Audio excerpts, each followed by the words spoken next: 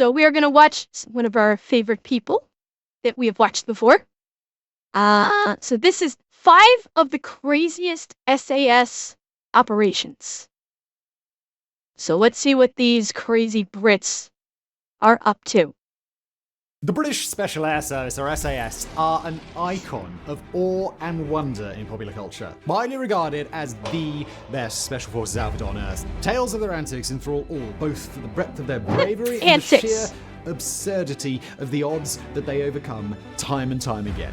Now today we're going to dive headfirst into 4. Jeff, I have a curious question. I would like to get your opinions. What do you think is a more badass, like, militarized unit? The SAS or the Navy SEALs? Who do you think is a more badass militarized unit between the two? And I have a third one. Okay, so I have someone that went off track and said Delta. I've got SAS, SEALs. Okay, Delta's not an option. We're not dealing with Delta, just SAS and SEALs. Just SAS and SEALs.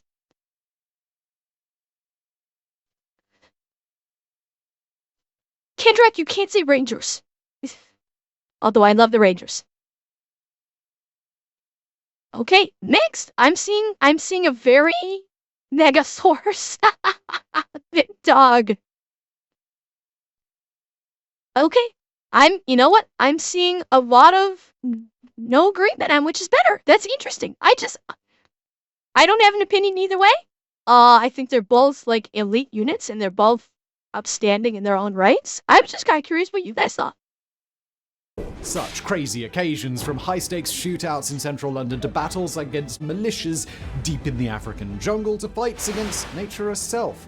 And through it, we're going to see for ourselves just how the SAS earned its most idolized big dog, I place know about in the Megaforce. public consciousness. So let's get started.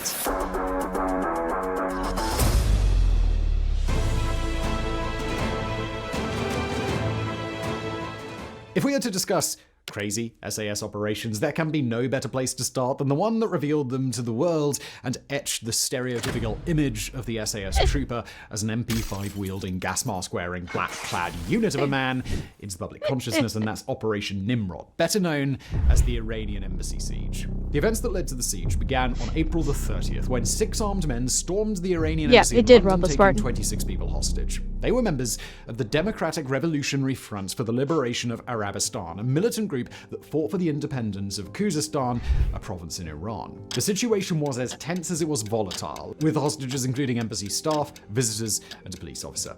At first, the British government was restrained in its response. They had a firm policy of not risking escalation in such events, so long as none of them started shooting, the standoff would continue. The hostage takers, unaware that the government's merciful graces were the only thing keeping them alive, then made a fatal miscalculation on the 6th day of the standoff. They killed Abbas Lavasani, the embassy's chief press officer, and threw his body through the window as a warning to the British government. The SAS were unmuzzled and told to go and get stuck in. The operation began. Oh boy.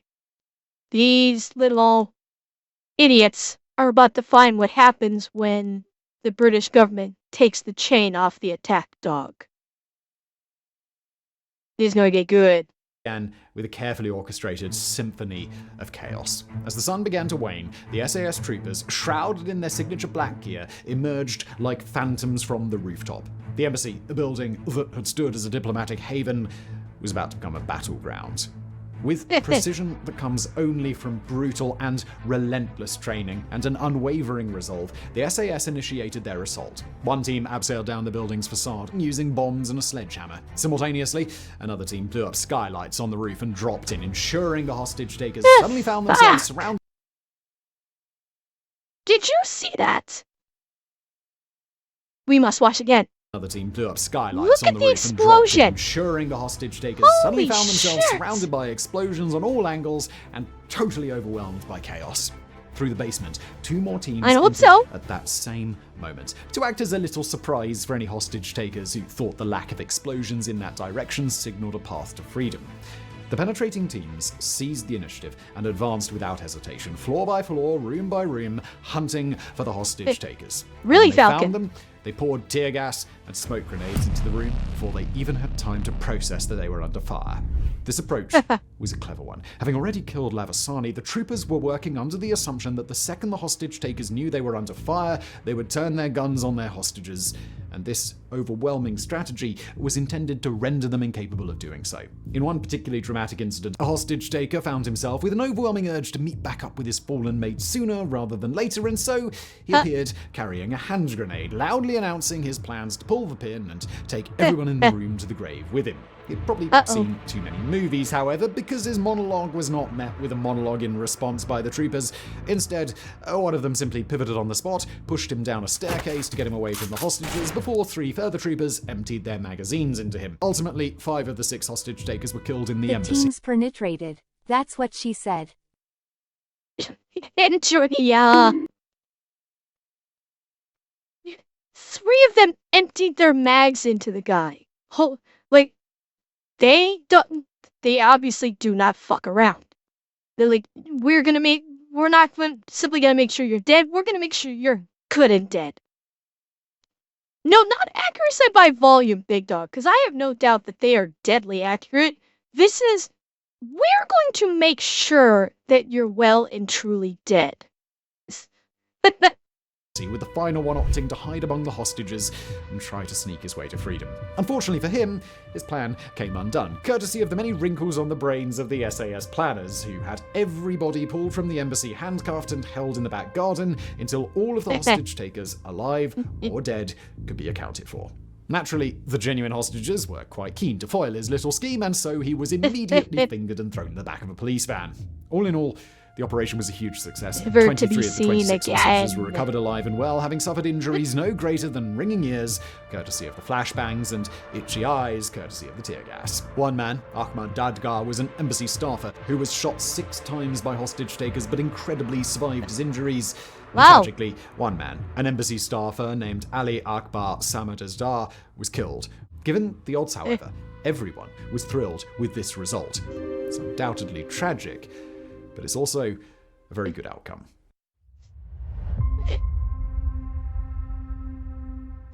That's a So let's shock. stay with the theme of hostage rescues for this section and have a look at Operation Barras, a hostage rescue mission the SAS executed in Sierra Leone in the year 2000. SJM, thank you for the follow. Welcome. The hostages in question were 5 British soldiers of the Royal Irish Regiment and their Sierra Leonean liaison officer, who had been ambushed on the 25th of August and taken hostage by the West Side Boys, a local militia group most well known for their affinity for flip-flops, women's wigs, child soldiers, wanton torture, and being perpetually off their nut on all manner of substances. The British No, shit off their rocker. They like flip-flops and women's wigs. And I don't want to repeat the thing about children.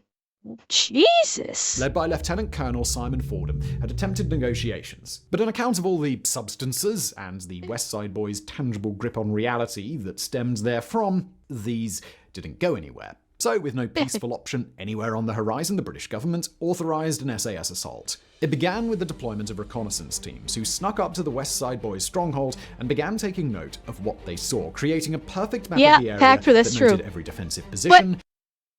Okay. But we're not talking about brutality here. We're talking about skill. And while Mossad is highly skilled, without question, they're also very brutal, in which they are basically a hammer and literally everything is a nail. Whereas other special forces units are much more surgical and precision based. Every hut, every ditch, every tree line, truly everything, so that the troopers knew exactly what they'd be walking into, and as such, could Really, create the Andrea. perfect plan to get in, get it done, and get out with minimum casualties. With that done, it was go time. And in the early hours of the 10th of September, a squadron made up of RAF Lynx and Chinook helicopters, all bristling with guns and stuffed to capacity with troopers, took off from the British base in the town of Hastings and began making the 15-minute flight to the West Side Boys' stronghold. But But rather than storming straight in, they held downstream for a time in order to give the reconnaissance teams time to move into effective ambush positions before the whir of their blades and the drone of their turbines announced their presence. And then, when those teams radioed in to say that they were set up and staring at the West Side boys down their scopes, the pilots collectively jammed their flight sticks into the canopies and moved in. They flew fast, and they flew low, their fuselages barely clearing the canopy of trees below.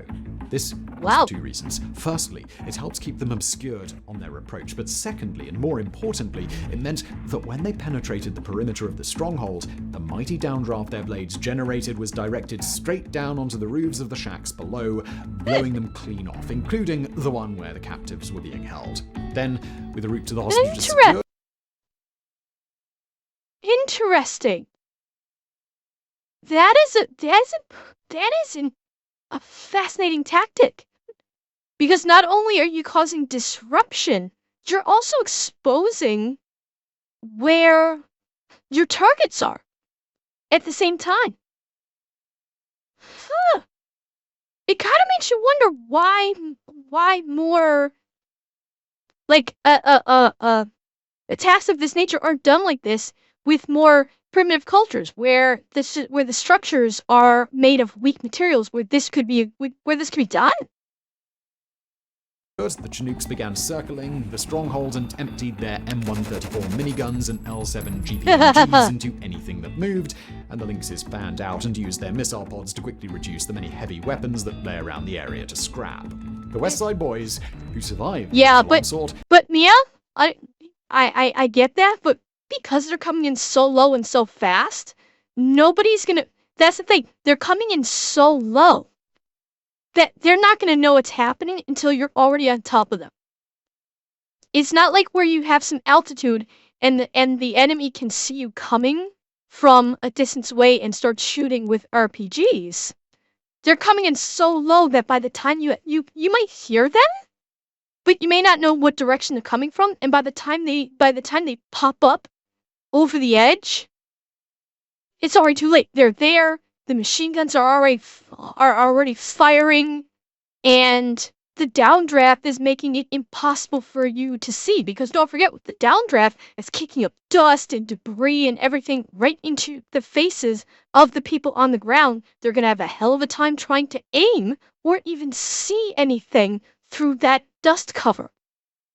So it's an added bonus of not only surprise, destruction of cover, but obstruction of the enemy's view of you, because there's so much shit that's getting kicked up by the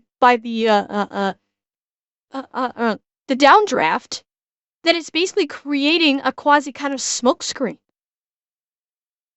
So, that's an interesting tactic. Found it all rather egregious, so a few of them quickly moved to deny the attackers their prize by killing the hostages, but the second they started towards the hut holding them, AKs in hand, they fell to the ground dead, dropped by the reconnaissance team who had been keeping their scopes trained on them in case of this very eventuality. Then, with their machine guns now empty, the Chinooks hit the ground and deployed their troopers. A surprising number of West Side boys were still alive and kicking, and so a fierce firefight erupted. Undeterred, and with steely resolves, the troopers steadily pushed them back, their top-of-the-line equipment and world-beating training making the unorganized and intoxicated militants resisting them of little challenge. Intoxicated, even better. Was won. And what a victory it was, as not only were all 6 hostages rescued, battered and bruised, but very much still alive, but also all the surviving West Side boys, including their leader, Fidei Kali, were captured and taken into custody, destroying the once feared militant group in an instant. Tragically, however, the victory, although overwhelming, was somewhat pyrrhic, as Trooper Bradley Tinian was struck by a stray round during the firefight and did not survive his injuries, making him the only British death of the operation.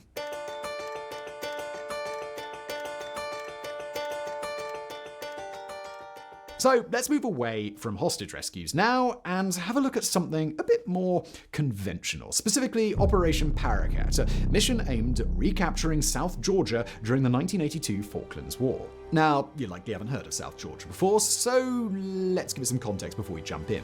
South Georgia is an isolated lump of rock in the middle of the South Atlantic Ocean, and one that is sufficiently barren that it makes the Falkland Islands look positively bustling and cosmopolitan by comparison. Okay. I With a don't know about population of no Falkland more than Islands, 20 on a good day, it has more penguins than it does people, and it sits just shy of 2,000 miles from the nearest major landmass. It was taken by the Argentinians. You know, penguins and people? I'm good with that. How about you, chat? I'd be more than happy to have to live somewhere that had more penguins than people. That sounds kind of paradise-like to me. On the 19th of March 1982, and despite being strategically useless and all but abandoned, then British Prime Minister Margaret Thatcher wasn't having any of it. She decided a good shoeing was in order, and thus she dispatched the SAS and others to see said shoeing Starlink, administered. Andrea. The SAS's first task was one of pure reconnaissance. They were to get onto the island, have a look about, and make extensive notes on what they saw to aid a later assault. But even by their extreme standards, the task was a most arduous one. At that time of year, on South Georgia, the temperature dipped between a high of -3 and a low of -9, and thanks to its remote position in the world, the strong winds of the Atlantic blew up undeterred at speeds of up to 100 miles an hour consistently in its worst spots, which, with the wind chill, brought the effective For the temperature Falkland down to Islands, as think low of as Newfoundland but with penguins instead of moose. Yeah, Bobcat, that's what I was just thinking. He was talking about the low temperatures, the high winds. Granted, this is much colder than what Newfoundland gets. This absolutely is much colder. But with that wind speed, yeah, Newfoundland can get wind speeds like that too. So, yes, Peef, it very much is. In fact, there are annual lotteries every single year for moose hunting. They are 100%. No, SGM. The question wasn't are they native. It was just are they known for moose. And yes, Newfoundland is known for the moose, despite the fact that it's not native to the rock. The Newfoundland has become known for that particular animal being on the island in staggering numbers. That was the question. They didn't. Oh yeah, I mean, Peef, like Newfoundland. That's the thing. There's the fishery, which is a huge part of the culture and the industry, but there's also the moose that is also a very significant part of the culture too. As also said, they have the annual moose hunt where people like from all over the island will basically put their names into a lottery to be given the opportunity to hunt moose. So yeah, it just is. Oh, you just noticed this. Yeah, it's a negative 35 Celsius. 35 Celsius. Undeterred by something as trivial as lethally cold temperatures, Yes, Merlin, however, the SAS made they the are. preparations They to are land on invasive. the island, and soon enough, Mountain Troop D Squadron was inserted onto Fortuna Glacier by helicopter. They had chosen this spot specifically because of its remote nature, reasoning that it was sufficiently far from enemy positions that they would evade detection during insertion, but they quickly encountered a bit of a big problem. Even by the known standards of the island, the weather was simply horrendous. The island was in the midst of a huge storm, and with it came even colder, even windier, and even more lethal conditions than normal. They persevered, however. Oh God, chat. Tell me what's wrong with this picture. Who can tell me what's wrong with this picture right now? Anybody? I know it's an AI depiction. It says it's an AI depiction. Oh, it says it's an AI depiction? Can you tell me what they got seriously wrong with this AI depiction? There's one thing here that they got very seriously. Yeah. Look, no, these rifles look okay. This one looks like shit. It looks like these rifles, because they're blurred, were probably generated fine. This one does not have a trigger. He has an extra thumb or an extra pinky that is stretched way out, but there is no trigger. There's no handle. There's no hand grip. Like, wow, This is so bad. Where is everything? It's not in the grip. There is no grip. That's the problem. There is no grip.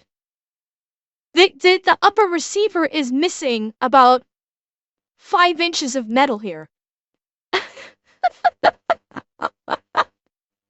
That's funny. I'll be honest, I'm kind of surprised they elected to use this picture considering how bad this is. Than normal. They persevered, however, even after this absurd wind took their tents far off into the distance, never to be seen again, successfully navigating deep crevasses they could bear. And this one, the magazine is not in the magazine well. Look at this. The magazine is just stuck into the handguard. This is the magazine well. I think this is it's hard to tell. But this one, look at the magazine here. Look at that. Look at this gun. What fucking gun is this? Look at the magazine is going right up into the barrel. Wow. And what is with this scope? What is the scope going to see? This one, I think he's got 2 scopes on his rifle. Oh my god. These AI-generated images are killing me out. Look at the barrel. The barrel on this one and the barrel on this one. Wow. Yeah. Yeah, if the AIs are going to try to take over the world with these firearms, we're fine, chat. Don't even worry about AI. Barely see for the thickness of the rain and surfaces made lethally slippery by moisture. Alright, these look a little better, although what is up with this scope? This is a funky ass scope here. But, as hard as they were only human, and quickly realized Mother Nature had no intention of letting them make it to their objective alive, and so, after 15 hours of trying to navigate and survive, they called for an evac. But then came another problem. 3 Wessex helicopters had been dispatched to pick them up, 2 of which crashed in the whiteout conditions that had taken hold of the island. But the troopers on the ground, frostbitten and battered though they were, managed to pull the crews out of both helicopters and get themselves and everyone else on board the final severely overloaded helicopter, and they retreated back to safety without casualty. Despite this setback, the SAS eventually managed to successfully get its troopers on the island and completed their reconnaissance mission despite nature's best efforts, and then, when the time came to fight for the island, it actually proved quite the underwhelming affair in comparison. The SAS, along with some colleagues from the SBS, the SAS's naval equivalent, and some Royal Marines, formed an ad hoc unit of 79 men and made for the main Argentinian garrison, which surrendered after 15 minutes without firing a shot after 2 Royal Naval frigates, Antrim and Plymouth, fired a little demonstration barrage right on their doorstep to, well, encourage them to give it up as a bad job. This was followed. Yeah, well, Big Dog, the chopper there with the fire, this is supposed to represent the crashed helicopter. That's what this is supposed to represent. So that's why there's the fire inside. Because they said 2 of the helicopters crashed in the whiteout conditions, and that's what this is supposed to represent. Yeah, the ships are not great either, but this is the funny part. They didn't need to do all this bullshit. Just roll in a couple frigates, lob a couple shells on their doorstep, say, hey, jackasses, give up. And they went, okay, we're done. All of that tactical insertion was for nothing. Doorstep to, well, encourage them to give it up as a bad job. This was followed by the Argentinian secondary garrison on the other side of the island the next day, bringing the islands back under British control. While certainly a bit less action-y than Operation Nimrod and Barras, Operation Paraquet was certainly no less crazy.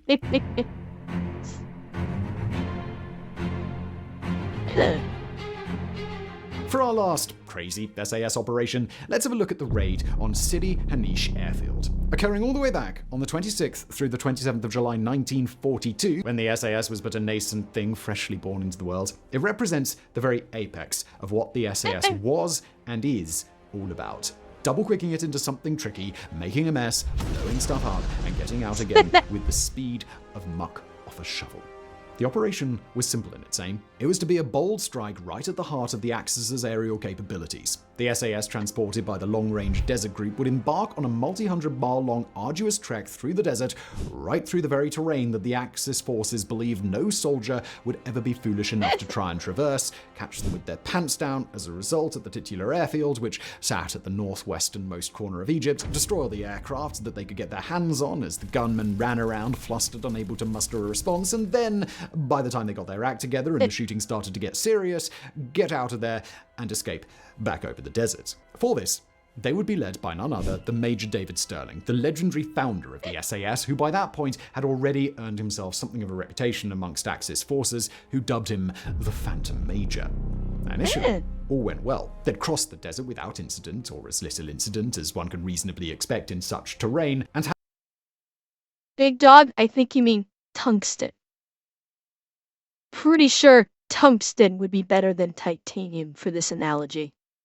having the shimmering silhouette of the airfield in the distance, Sterling ordered his men to scatter and hide out of view of approaching aircraft, with the attack slated to commence once darkness fell over the desert.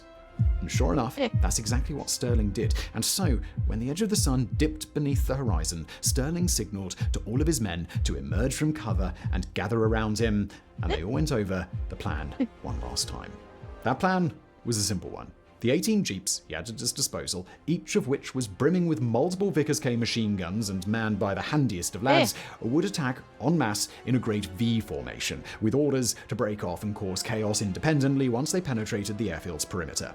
Almost immediately, however, Sterling found himself sporting a pair of brown underpants, because as soon as his convoy was underway, the airfield lit up like a Christmas tree. Fearing that they'd been rumbled, Sterling ordered the convoy halted so that he could assess the situation, at which point he was able to deduce that, luckily for him, it was just a solitary Luftwaffe bomber coming in to land. Having figured this out, he ordered his lads to keep their heads down, and they would continue the attack once the airfield descended back into darkness. That time came soon enough, and so Sterling shot a single green flare into the sky to signal to his boys that they were back on, and soon, after one last sprint through the sand, all hell broke loose. They broke through the perimeter fence with ease, at which point the jeeps broke off and started unloading at everything important they could find. The jeeps, each touting at least 4 machine guns and having an ample amount of explosives that could be chucked overboard, were reducing planes to scrap in mere seconds. Even the drivers got some lucky shots off because Sterling, in his infinite wisdom, had noticed that it only took one hand to steer a jeep, so he'd fitted all of his with handy little contraptions that let his drivers get off some shots with their spare hand. Eventually, the troopers spent all their ammunition, and it was time to scarper, and so, with Sterling launching another flare into the air to mark the raid's end, the jeeps all turned and made for the hole in the fence that they'd made only minutes earlier. They made for a very smooth and brisk exit, one that was delayed only by the actions of one Captain Paddy Main, for you see, he had a spare bomb left, and the thought of wasting perfectly good explosives troubled him dearly, so he quickly pulled his jeep over to throw it into the cockpit of a surviving HE-111 for good measure, and then made for the exit with the rest of his lads as it blew up behind him. And he probably didn't look at it, because he's extremely cool. All in all, the raid was a roaring success. Sterling and his boys had destroyed 37 enemy aircraft in a matter of minutes, although tragically, 2 of these brave souls, acting Second Lieutenant Andre Zimheld and Lance Bombardier John Robson, didn't make it home and were lost in the fire.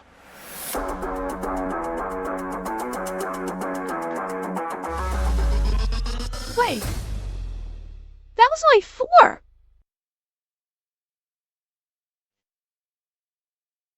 This is supposed to be 5 of the craziest. We only got 4. Although this was a re-upload, maybe that's why. Maybe they had to take out one of them. No, it's a re-upload, so I'm wondering if they were forced to remove the 5th one, and then they re-uploaded it. But they should have changed the title. Huh. Well, that was interesting. Yeah, exactly. Yeah, Ragat, that's what I'm thinking too. That was interesting. Like, the SAS do not fuck around.